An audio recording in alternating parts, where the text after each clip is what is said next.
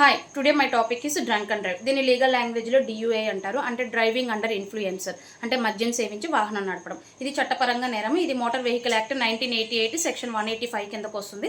ఒకవేళ కనుక మనం మద్యం సేవించి ఎవరైనా యాక్సిడెంట్ చేసి వాళ్ళ డెత్ కనుక కాజ్ అయ్యింది అంటే బిఎన్ఎస్ సెక్షన్ 106 కిందకు వస్తుంది. అప్పుడు 5 years మనకి జైలు శిక్ష అనేది విధిస్తారు.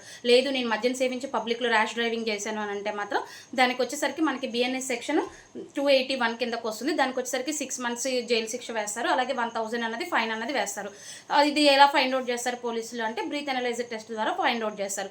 ఈ బ్రీత్ అనలైజింగ్ టెస్టింగ్ అన్నది ఎలా జరుగుతుంది అంటే మనకి బ్లడ్లో మన 100 millimeter బ్లడ్లో 30 milligrams కనుక ఆల్కహాల్ కలిసింది అంటే వాళ్ళు మనకి డ్రంక్ అండ్ డ్రైవ్కి మన మీద కేసు నమోదు చేస్తారు. లేదు నేను బ్రీత్ అనలైజింగ్ టెస్ట్ చేయించుకోను అంటే మాత్రం పోలీసులు వితౌట్ వారెంట్తో మనల్ని అరెస్ట్ చేసే రైట్స్ వాళ్ళకు ఉంటాయన్నమాట. సో నేను ఇప్పుడు డ్రంక్ అండ్ డ్రైవ్లో పట్టుబడితే దానివల్ల వచ్చే కాన్సిక్వెన్సెస్ ఏంటి అంటే ఫస్ట్ వచ్చేసరికి ఇన్సూరెన్స్ అనేది క్లెయిమ్ అవ్వదన్నమాట.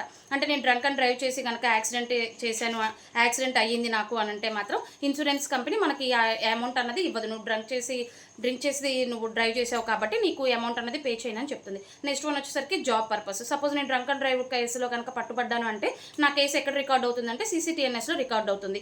అంటే crime and criminal networking tracking సిస్టంలో రికార్డ్ అవుతుంది. అంటే మన మీద ఒక క్రిమినల్ కేసు అనేది ఉందని అర్థం అనమాట. సో మనకి గవర్నమెంట్ వాళ్ళ వెరిఫికేషన్కి వచ్చినప్పుడు మన ట్రాకింగ్ సిస్టంలో మన నేమ్ అన్నది వస్తుంది కాబట్టి మనకి జాబ్ రిజెక్ట్ చేసే ఛాన్సెస్ కూడా ఉంటాయన్నమాట.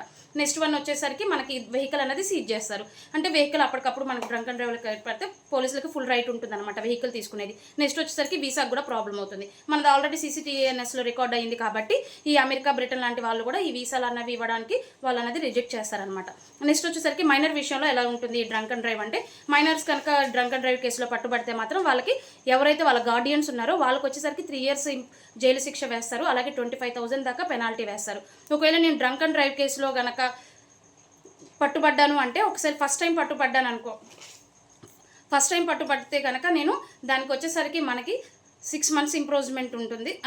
6 months జైలు శిక్ష ఉంటుంది. అలాగే మనకి 10,000 దాకా ఫైన్ వేస్తారు. అలాగే మనకి 3 నుంచి 6 months దాకా మనకి ఈ డ్రైవింగ్ లైసెన్స్ అనేది టెంపరీగా స్టాప్ చేస్తారు. నేను ఒకసారి పట్టుబడ్డ తర్వాత 3 years క్యాలిక్యులేట్ అవుతుంది. అంటే 3 years లోపు నువ్వు మళ్ళీ ఇంకోసారి సెకండ్ టైం థర్డ్ టైం అలా పట్టుబడితే సెకండ్ టైం కింద పరిగణలోకి తీసుకుంటారు. అప్పుడు మాత్రం మనకి 2 years ఇంప్రూవ్మెంట్ ఉంటుంది. అలాగే 15,000 దాకా జైలు శిక్ష 15,000 దాకా ఫైన్ వేస్తారు. అలాగే మన డ్రైవింగ్ లైసెన్స్ అనేది పర్మనెంట్గా రద్దు చేయడానికి ఛాన్సెస్ ఎక్కువగా ఉన్నాయి. సో దీని గురించి ఇంకేమైనా మీకు డీటెయిల్స్ కావాలంటే కామెంట్ చేయండి. Thank you.